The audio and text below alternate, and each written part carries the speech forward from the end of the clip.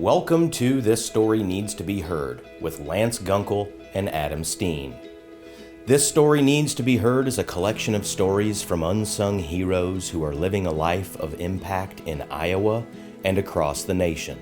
This series is brought to you by Severson Strage, a financial planning firm that exists to help enrich and empower your life and the community. Severson Strage's focus is to assist clients to be good stewards of their resources to pursue their passions. Join us as we capture stories that need to be heard. Hello, thank you for joining us today for the This Story Needs to Be Heard interview series. My name is Lance Gunkel. I'm the Managing Director for Severson Strage. And joining me today is Adam Steen. He's our Director of Business Development. And we are pleased to be in the offices of Ed McElhaugh. Ed is the founder and CEO of Assembled Products, Inc., or API. Ed, thank you for having us into your building today. Oh, welcome. All are welcome to our place. In the period of COVID, we're not able to get together in person much, so this is a good experience. Yeah. Ed, I know you have a family or a history of working with family. You began your career in the 70s and working with your father at the kind of the precursor to API, which was Iowa Industrial Products. Yep, that's right. How did you make it work being in such close proximity to your father? What challenges did you face? Well, to begin with, we started out like most companies, small. In other words, we sold little boxes of fasteners to companies, and they used us in the maintenance area in that. And then it kind of grew to where we sold bigger boxes. And then we started shipping pallets, okay? So as the company grew, there were two things that were fortunate. First of all, my dad was also my best friend and my mentor. Now, I mentioned I had 11 brothers and sisters. At one time or another, I think 10 of them worked here. Wow. But they came and go, and some stayed, and it's, that's another story in itself. But Dad and I got along. He trusted me, and in about 1976, I started a branch office in Waterloo, Iowa. So Dad was in Des Moines, I was in Waterloo. And I identified the ag market, people like John Deere, Oliver, White Farm Equipment, as a potential place to really grow the business. Dad says, you're not going to get that done. They don't buy from little guys like us. They buy from big guys that make big nuts and bolts and ship them in truckloads. And I said, well, I think the world's changing. I think value added, just in time, whatever phrase you want to use, is starting to become prevalent in the consumption. We call it OEMs, original equipment manufacturers. The John Deeres, the Maytags, which were two of our very big customers, and they were starting to not care so much about the actual cost of a nut or a bolt, but the total cost of having that nut or bolt where they want it so they can put it on the washing machine when they need to put the spindle in. Okay. So this whole change sort of, and Dad didn't believe it, by the way. He says, it'll never work. You'll fail, but what the hell? Knock him dead. So I said, all right, let's see what we can do. And then I got a couple of breaks. One of them was we found a major company in Canada that was looking for a top distributor. They only wanted to work with a few people. Because in what we were doing, we were importing from everybody, and it was kind of discombobulated, and there wasn't any true supply chain.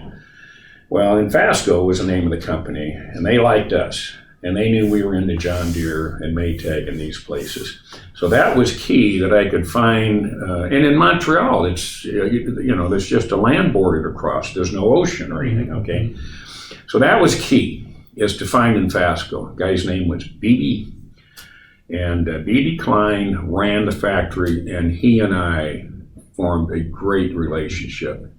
Unbelievable. I'll tell you a quick story after I tell you the second part. So the second part is John Deere, not just used them, but it could have been Maytag. Any manufacturer said, hey, we want just in time. We don't want a warehouse full of nuts and bolts. We just want. So you take those two situations and you put them together, and I just showed you we went from about a $3 million company to a $63 million company in 10 years. It was because of those strategies. A key to this is one day I was in Des Moines, Saturday. Dad and I were at the office. The phone rang. It was my buyer at John Deere with a crisis, big time. Wheel bolts. Out of wheel bolts, can't build tractors without wheel bolts. So I call BB, and I says, I need 40,000 for this 5.8 by 4 square head by Thursday. No, can't happen. I said, what if I say money's no object? Thursday? How about Saturday or Tuesday? Done. Did it, saved the day, got the parts in, very expensive. But when that happened, the buyer at Deere, he just said, okay, let's go. You guys are what we're looking for. So that happened, and that, of course, was the beginning of the $3 million to $63 million, or whatever it was. So, but in doing this, I think I mentioned we did have family. Family was consisted of me and Dad. I was the president, but I had brothers and sisters who had very good jobs and did a great job, and stayed with the company until we sold. We sold to Bossard, which, by the way, is another family-owned business in Zug, Switzerland. Henry Bossard and David Bossard, and became great friends with all of them. And so a family business, Bossard, bought a family business, Iowa Industrial. Now, when you do that, if you follow tradition of the M&A world, first thing they do is get rid of the high-priced employees, okay? And they did. And some were family, some were not family. But over the next 5 years, most of the Matlehans were gone, and other people. And did we replace them with less qualified? I don't know, but they were less expensive, and that's what they were looking for. So when you buy somebody, you work on the synergies, you cut the cost, and okay. So that all happened, and there was probably some hard feelings in there with a few, but business is business. And I told them, hey, kids. And by the way, they all got a bunch of cash for this deal, too. So don't. Cash helps. That helps. It does. It eases a lot of pain.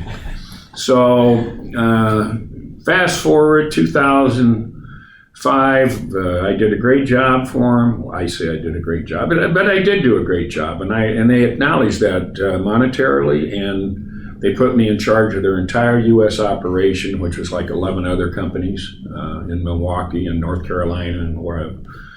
And so I did that, and then I kind of I ran out of gas being told what to do.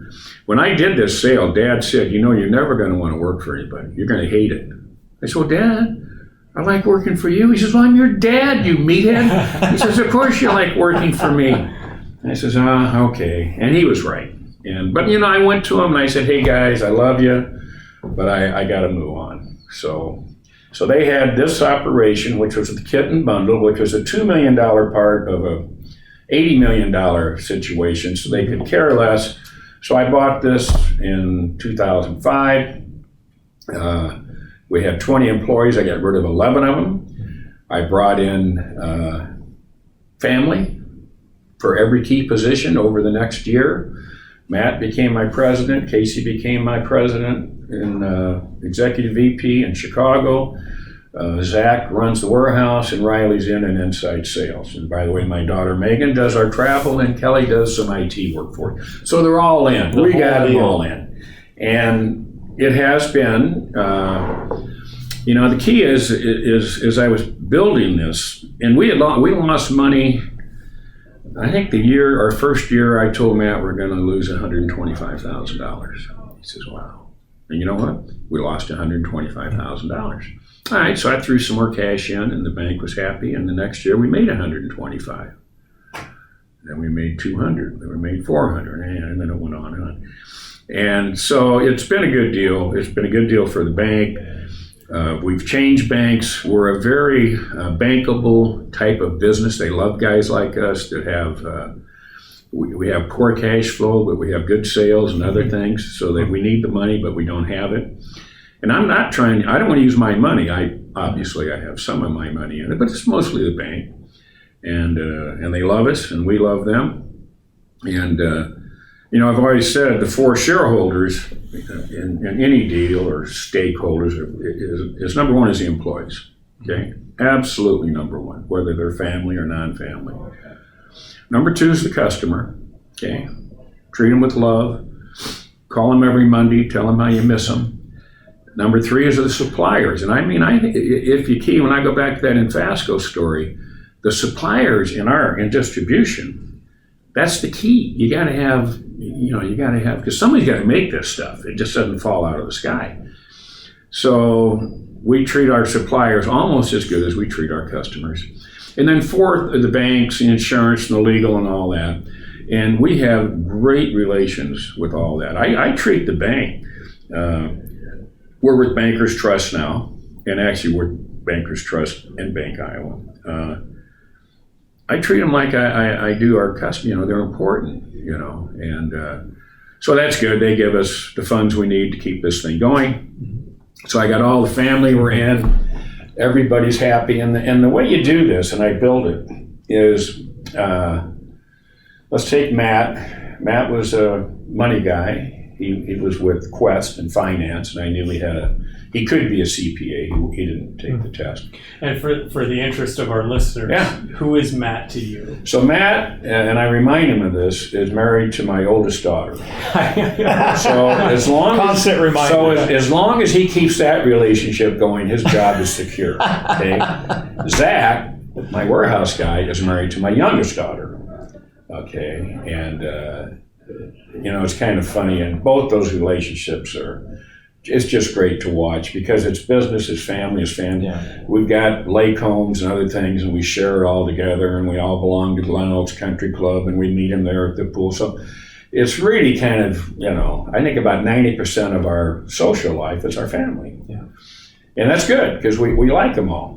And then my two sons, my oldest son Casey runs the operation in Chicago, 30 employees. They do about $15 million. And then my youngest son Riley, he came in, started in the warehouses, and now become the greatest inside salesperson in the history of mankind. I get emails, like we do John Deere Mexico, and they're a little bit disorganized, but they're fun to work with.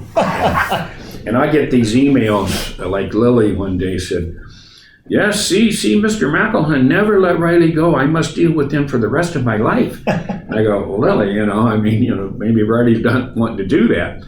But the point is, they all do. Casey, he's got nowhere to go. Okay, that's good. So he's decided, Matt, same thing, Zach, Riley. So in working with family, I think it's important that you have that understood, that businesses fail in the third generation, okay? Mm-hmm. Because now my grandkids are like 15, 16. Now they're going to start wanting jobs, okay? And I'm 73, so give me 83. So in 10 more years, they're going to want real jobs, Wait a minute, why'd you hire your kid? My kid does, I don't know. But I've told them all, first of all, probably I'll be gone, but it's going to happen, so don't just poo-poo it. Get ready for it. Make sure they're qualified. With Riley, I brought him in, started him in the warehouse, and he worked his way up. And, so I say this, that if you hire the right people, and I went through, when I got rid of like 11 of the first 20 people, that was difficult, because, this is their livelihood, people, but it had to be done, okay? And then as I was building the company, I went with the philosophy that, hire good, smart people that know what their job is and then get the hell out of the way. I believe in a theory. Everybody says, well, you can, give them empowerment, Mm-hmm. I knight you with the power to run the world. I knight you with the power to run a company. No, that doesn't work.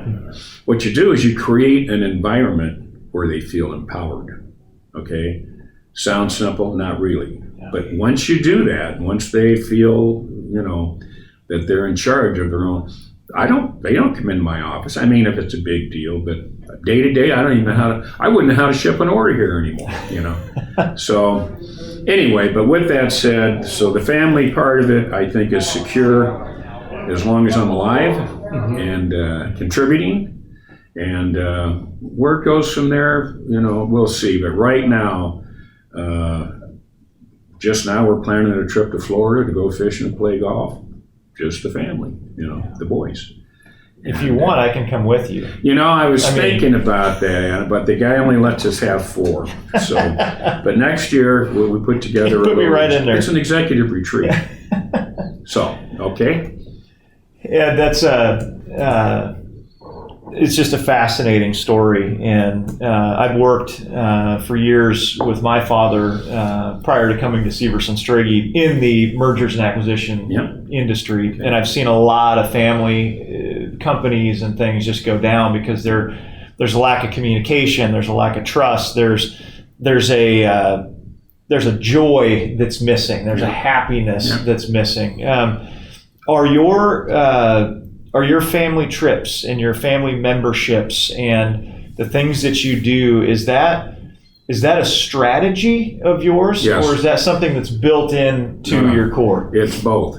Okay, so let's say this. So I'll share this with you, but when we were going through the ISO stuff, you have to have a mission statement and a vision. So you got to have these statements that say, we want to take care of our truck customers' needs to his best of his specification. No.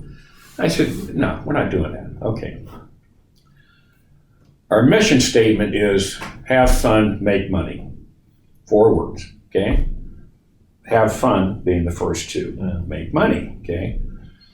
Our vision is to ship good parts on time. That's all. 4 words. So each of them is 4 words, and they're in our...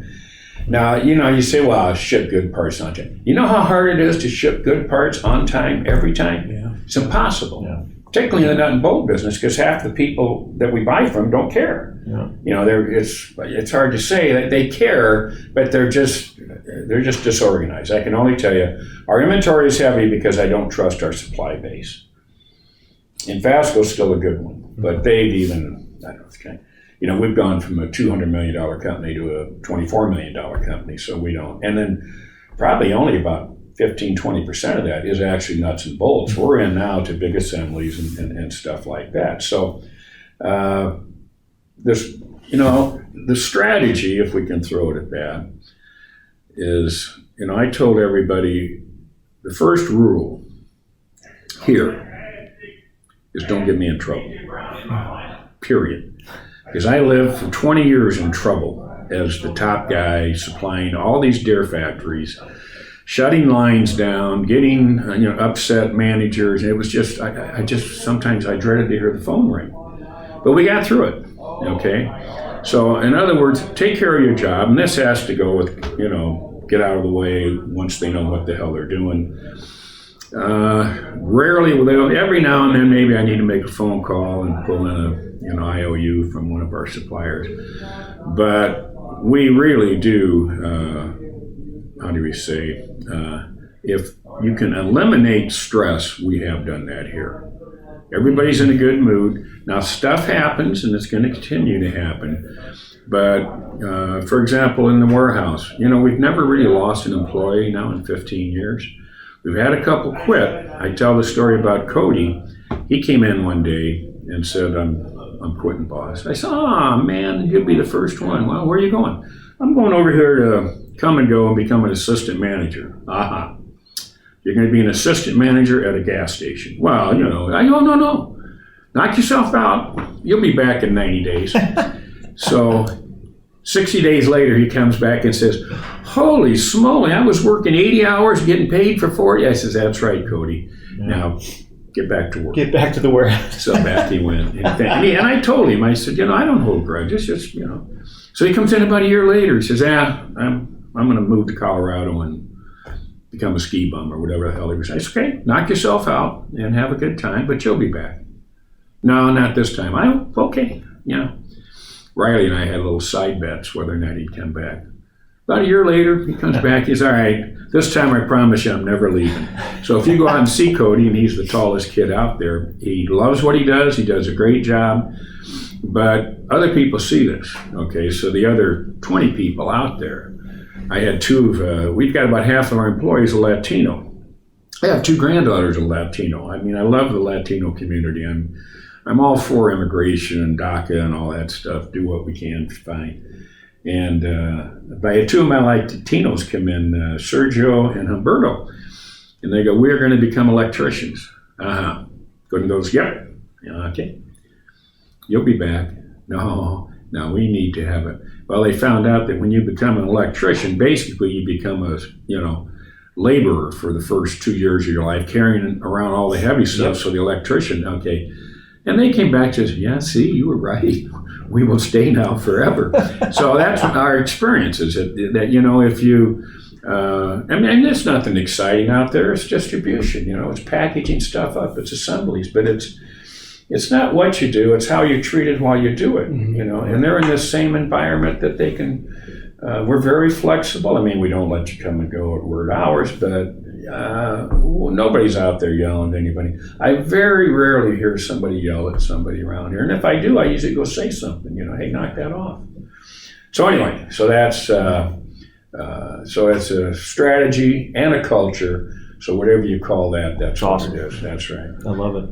I mean, I think it speaks to how you treat employees, the fact that you've had such low turnover in a business that could maybe see very high turnover.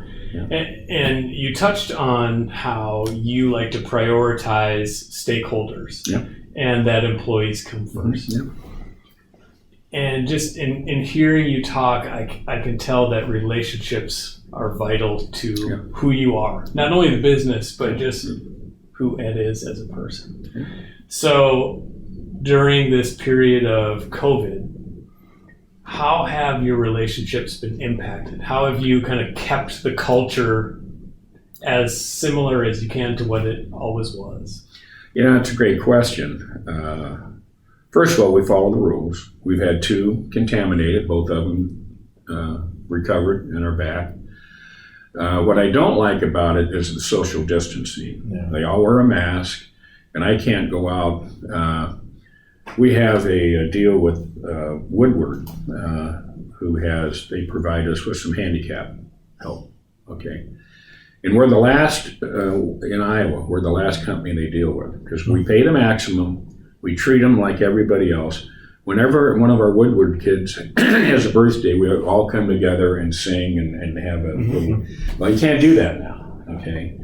The employees, I love to get together. We had a while there, like Friday evenings, we might go out here, or maybe in the kitchen and have a beer, and then I just tell them what's going on, And then traditionally, every 90 days, we have a meeting where we give them all the financial. We try to give bonuses. A story, when the COVID started, we could see the writing on the wall. And we try to give several bonuses a year here, minimum of 4. Now, it hasn't happened this year because we're not making any money. But back in March or April, when the first package came out from the government, the assistance package. Yeah. So within a week, we gave everybody a week's bonus, and they all got like $1,200 from the government. And someone said, hell, this is the best damn thing I ever saw in my life.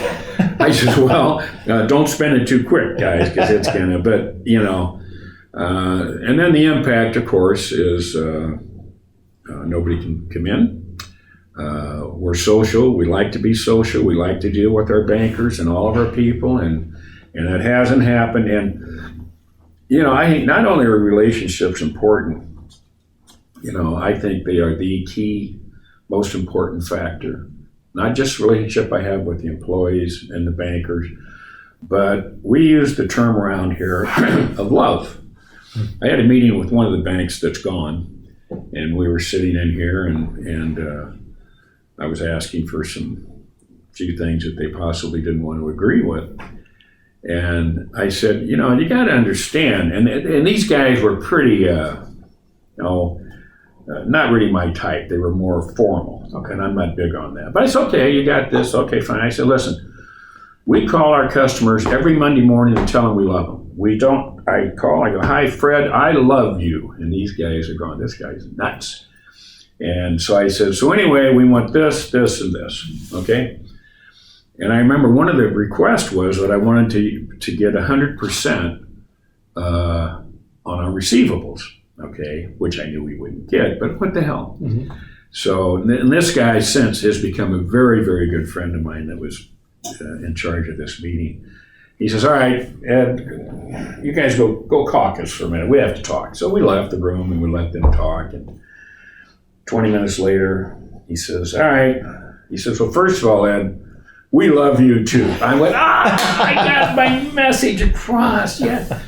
And he says, now, second of all, we wouldn't loan 100% on cash. And I thought, yeah, I knew that was a little aggressive. He says, but we will give you this and we'll give you this. And as it worked out, we came out of there very successfully and kind of turned the attitude around over at that bank to where, hey, and I'm not going to name names, but it used to be we had to provide, P&Ls monthly and datas and forecasts and stuff. And we've got it all. I'm a big numbers guy. I get 4 reports a day, sales yesterday, profit today, freight expense. I love numbers because I can tell you right now how much money we made last month, even though it hasn't closed, because I know, all right? So I like that, but I don't know that I like preparing it for the bank, so our new bank, I swear to God, don't you guys ever call? I said, well, you care now, Ed. We watch the 3 critical numbers, and you're doing fine. So I haven't seen anybody since this thing started. Yeah. We tried to play golf once, and that fell through, but we'll get back into it. So to answer your question is, I'm a relationship guy. COVID has screwed up my relationship experiences. It will change, this shall pass, and it'll all be back to normal someday. And my true belief on this whole thing is that going forward, that we missed the boat in the very beginning by not wearing masks. And that wasn't anybody's fault, not Trump. We were told masks weren't, actually, I think in the early days, they said masks could do damage, that you did. Well, now they're coming out and said, yeah, if we'd have just done that day one. So we do believe in that. Yeah. And we're going to wear them around here, and I wear them where we go out. And the rest of it, I think the scientists will have to tell us. But they didn't tell us correctly day one. Yeah. They told us, it's no big deal. Don't worry about masks. So I don't blame the CDC or, I don't know. I blame those guys that said masks don't do any good, who now say, I read an article yesterday, if you wear a mask, in 12 months it'll be over. Mm-hmm. Yeah. I mean 12 weeks. 12 weeks, right, yeah. Excuse me. So it's tough juggling that information. It is, but we're responsible, and we will be responsible. We'll listen to the rules, and we'll follow them.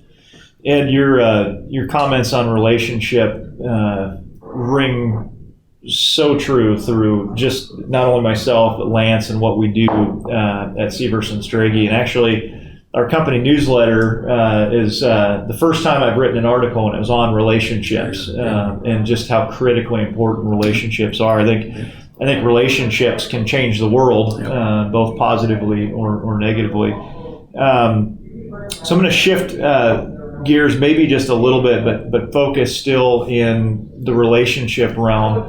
And I've gotten to know Matt fairly well over the last few months, and it's been very apparent to me the community involvement that this company does and its people do on a regular basis. And not just the Andrew Giving Fund, which in our show notes we'll talk about the Andrew Giving Fund and everything that goes on there. Yeah. But tell us about community involvement and why it's so important to get involved in not only nonprofit organizations, but the community as a whole. Yeah, I can't remember. We got an award from Urbandale here about a year ago. We did something. I don't know if it was Build This Building and very nicely done, by the way. And to whom much is given, much is expected. Okay. My dad used to say, Ed, if you give the church $100, you'll get $200 back. Believe me. And not just monetary, but you give what you give back. So in the community, let's take Woodward School for the mentally challenged. Okay, you're only allowed to give, I think, the most you can give is $1,000 or $2,000 a month, which that's what we give. Whatever the maximum is, that's what we would do. Holy Family over here downtown, 93% non-Caucasian. Bosnians and Latinos, and good kids. We do big numbers there. We do similar. The Holy Family kind of does similar to what we do at Andrew Giving Fund auction. We have and I don't want to tout our own horn, but when it comes to charitable, personally and corporately, it's not just in the community, but in the community is hopeful and helpful. But like for the Andrew Giving Fund, the kids went to the Dominican Republic and built a baseball field, cleared the rocks out, put a well in, got them some water. Yeah. So stuff like that, it just makes my heart happy. So I don't want to boast about it, but I will say that not just charitable involvement, but community involvement, and when we look at things that we can do, we can probably buy certain things more economical, online, offshore, whatever. As much as we can, we want to support Urbandale, Greater Des Moines, and believe strongly in that. And kind of have I remember when I was up in Waterloo, they had it was called Female Power. It was an all-black girls softball team run by a very good friend of mine. And, they needed uniforms and they need, and I'll tell you what, we kicked it in and I've never seen more appreciation from people that, and then we've done that here too, and so now the AGF, Andrew Giving Fund, which celebrates the life and death of, my grandson, and Matt, Matt's first son. I'll tell one story about Andrew, and to lose one of those, it's Eric Parsegian, I don't know, the ex-coach at Notre Dame, lost 3 grandkids in a year to the same disease, and I should probably shut that a little bit of that. And he said, when that happens, your heart is scarred for life. He said, but if you think about it, scar tissue is stronger than the original tissue. Mm. So maybe it makes you stronger. I never forgot that. I said, God, that is really good. I like that. Yeah. And I shared that, of course, with Matt. And so anyway, Matt has got at this time, she's deceased, but like a 100-year-old grandma down in St. Louis. And then Matt, they weren't supposed to be able to have any more children. They had another one. They had Aaron. Okay. So Aaron is now like 6, so this is 5 years ago. And so as soon as, right after he was born, Matt wanted his grandmother to see Aaron, while she's still alive. So they went down to St. Louis, long drive, and grandma, whatever, she looked at him and she says, wow, God sent him back, huh? Oh, oof, wow. Yeah. Mm. And she thought it was Andrew. Wow. Yeah. So, and wow. And that's something. Wow. And in a way, he did, because these two look like twins. Right. So anyway, okay. Well, it's part of the deal, though. It happens. Harry Truman said it. Stuff happens. And it did, and we got beyond it. We'll never get over it. If God brings you to it, He'll get you through it, and we believe that very strongly. That you can deal with it, and we do. So to get back to my final comments on this, this year, for example, the Holy Family, they can't have the auction. Mm-hmm. It's all virtual. The golf tournament that we used to have, which was a big deal. I'm a Notre Dame season ticket holder, and I always, auction off for Notre Dame, and we always get lots of money. All kinds of stuff, condos, and so I guess the what's going on now has made that somewhat reduced, and that grieves me, but it'll pass. It'll be back, and we're heavy in the community, and we'll remain that way. It's awesome. Ed, you've already given us a lot of good nuggets to consider, but I'm going to ask for one more, since I know we have just a few minutes left. If you can maybe leave us all with a final thought to consider, or maybe a message that you want to share with everyone. Maybe it's, words of wisdom or some kind of hope for all of us. What would that be? Well, let me split that off into two. Corporately, and a lot of people disagree with this, but I bet I've made thousands of decisions that most businessmen would not make. And most of those were made at a time or in a situation when we were not the ones that caused the problem, but we ended up with the problem. So you can either tell your customer to forget it, or you can say, okay, suck it up. And I'm telling you, it happens almost every day. Most of them little bitty things. Actually, I've told the kids, if it's less than $5,000, I don't want to hear it. Just fix it. And tell them, because I can show you where they have canceled things, okay, that 6 months later they need in a hurry, and so corporately, my message would be, and it has to do with this, and I will say probably not the most intelligent fiduciary decision in whatever the situation is, but these buyers, they got a wife and kids and dogs too, and they want to go home and not kick the dog and kick the wife and pet. So the thing is, they remember that stuff, and the next time they're like, "Hey, Riley, thanks for letting me off the hook on that deal. And by the way, here's some stuff we need here next month." So, and I've shared this with a lot of guys who, like I say, they disagree with it. But in the long term, it's kind of like the more you give, the more you get. I believe that the more you work with these people and bite your tongue, because we all make mistakes. And the good news is I don't have to answer to anybody.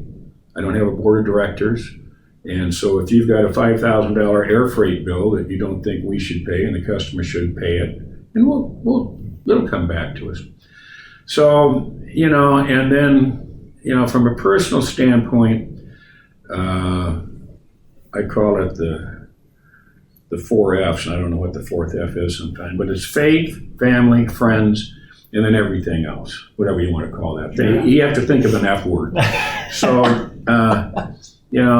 I truly believe that you got to lead with faith, and I'm an Irish Catholic, okay, which doesn't mean anything. I'm not, born again or anything like that. I just believe, like I said, I know this. I don't know what the future holds, but I do know who holds the future, okay? There's your nugget, okay? And I mean that, though. Okay, so faith, family, we've already had that discussion. Boom, that comes right in. And then friends, boom. And those friends, a lot of them, my best friends to this day are some of the people I work with in business. Yeah. I go see them in Florida. All of them are retired. I'm not retired because my wife doesn't want me to come home yet. But we're 50 years married last month, so something might be working. So, and then like I say, I'll end it with this final story. A guy I was talking to just yesterday, Bernie, good friend of mine, down in Florida.